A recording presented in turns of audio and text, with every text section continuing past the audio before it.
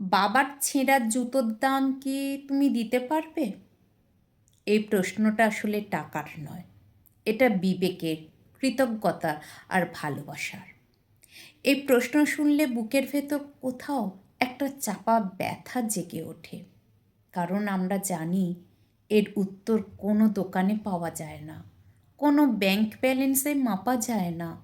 বাবার ছেঁড়া জুতো শুধু একটা জুতো নয়, ওই ছেঁড়া জুতোর অংশের ভাঁজে ভাঁজে লুকিয়ে থাকে বছরের পর বছর ধরে জমে থাকা ক্লান্তি, অব্যক্ত কষ্ট আর নিঃশব্দ ত্যাগ। সকালবেলা অফিসে যাওয়ার তারা, রোদে বৃষ্টিতে ছুটে চলা, নিজের প্রয়োজনকে বারবার পিছনে ঠেলে দিয়ে সন্তানের মুখে হাসি ফোটানোর চেষ্টা, সব কিছুর সাক্ষী ওই জুতো। বাবা নতুন জুতো কিনতে পারেন না এমন কিন্তু নয়, কিন্তু সন্তানের বই, ফি, জামা কিংবা ভবিষ্যতের জন্য জমাতে গিয়ে নিজের জুতোটা কি বারবার আর একটু চলবে বলে চালিয়ে নেন।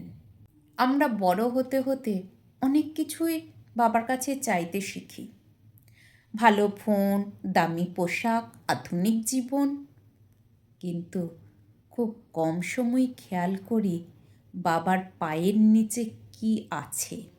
ছেঁড়া জুতো নিয়ে তিনি লজ্জা পান না, কারণ তার কাছে সম্মান মানে নিজের আরাম নয়, সন্তানের নিশ্চিন্ত ভবিষ্যৎ।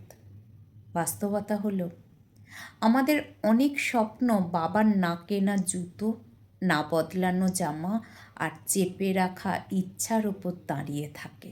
একদিন হয়তো আমরা সক্ষম হই, বাবাকে নতুন জুতো কিনে দিই, কিন্তু তাতেই কি সব শোধ হয়ে যায়?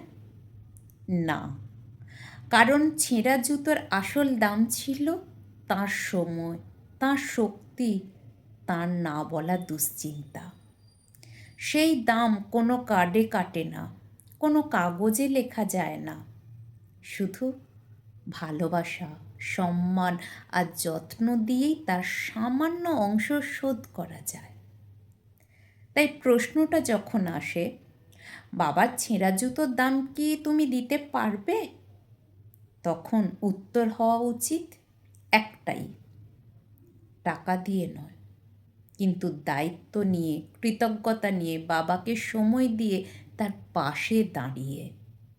হয়তো তখনই সেই ছেঁড়া জুতোর ভারটা একটু হালকা হয় আর বাবার চোখে শান্তির একটা নীরব হাসি ফোটে।